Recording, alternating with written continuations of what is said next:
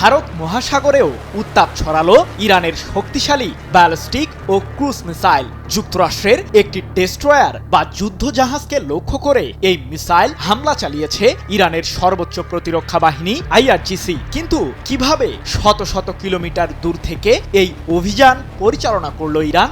এদিকে 230টিরও বেশি আত্মঘাতী ড্রোন দিয়ে মার্কিন সামরিক ঘাঁটির বিরুদ্ধে কাঁপুনি ধরিয়েছে IRGC। যুদ্ধ শুরুর পর শত্রুপক্ষের বিরুদ্ধে এটি সবচেয়ে শক্তিশালী হামলা বলে দাবি ইরানের। প্রশ্ন হলো, মার্কিনীদের বিরুদ্ধে ইরানের প্রতিশোধের আগুন আরো কতদূর ছড়াতে চলেছে? ইরানের মিসাইলের তাণ্ডবের সাক্ষী হয়ে ভয়ে আগেভাগেই পারস্য উপসাগরীয় অঞ্চল থেকে পালিয়েছে মার্কিন বিমানবাহী রণতরী USS আব্রাহাম লিঙ্কন, যা ভারত মহাসাগরীয় অঞ্চলে অবস্থান করছে। এই রণতরীর নিরাপত্তায় মোতায়েন ছিল যুক্তরাষ্ট্রের শক্তিশালী ডেস্ট্রয়ার বা যুদ্ধজাহাজ, যেগুলোতে রয়েছে টমাহকের মতো ক্রুজ ক্ষেপণাস্ত্র। কিন্তু এই যুদ্ধজাহাজকেও যেন পাত্তাই দিল না ইরানের সর্বোচ্চ প্রতিরক্ষা বাহিনী IRGC। সেন্ট্রাল কমান্ড থেকে নির্দেশ পাওয়া মাত্র ইরানের গদর ও তালাইয়ে সিরিজের ক্ষেপণাস্ত্র দিয়েই যুক্তরাষ্ট্রের যুদ্ধজাহাজে হামলা চালালো IRGC। এরপর কি জুটল মার্কিনী ডেস্ট্রয়ারের ভাগ্যে?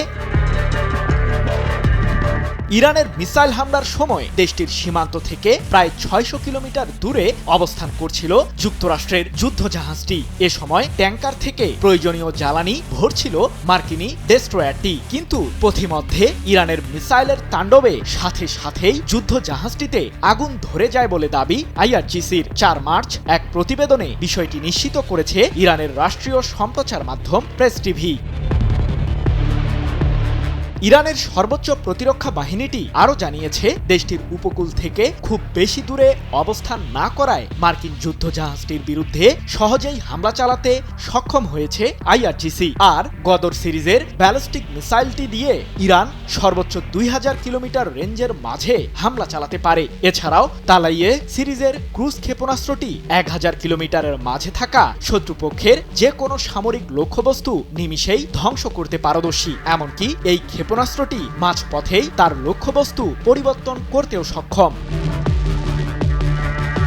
কেবলমাত্র এক লক্ষ্যেই ছুটছে না ইরান, একই সাথে মধ্যপ্রাচ্য জুড়ে থাকা যুক্তরাষ্ট্রের বিভিন্ন সামরিক স্থাপনার বিরুদ্ধে প্রতিরোধ বলয় গড়ে তুলছে IRGC। যুদ্ধ শুরুর পর প্রথমবারের মতো যুক্তরাষ্ট্রের বিরুদ্ধে শক্তিশালী হামলা চালানোর দাবি করেছে ইরান। এক প্রতিবেদনে বিষয়টি নিশ্চিত করেছে কাতার ভিত্তিক সংবাদ মাধ্যম আল জাজিরা।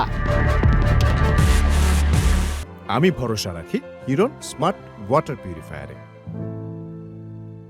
ইরাকে থাকা মার্কিন সামরিক লক্ষ্যবস্তুর বিরুদ্ধে 230টিরও বেশি আত্মঘাতী ড্রোন দিয়ে হামলা চালিয়েছে IRGC। এ প্রসঙ্গে ইরানের সর্বোচ্চ প্রতিরক্ষা বাহিনীটি জানিয়েছে, মধ্যপ্রাচ্যে থাকা যুক্তরাষ্ট্রের সামরিক বাহিনী সহ ইরাকের ইরবিল ও আলী আল সালেম বিমান ঘাঁটির বিরুদ্ধে এই হামলা পরিচালনা করেছে তেহরান। সৃজন মাহমুদ, নিউজ 24।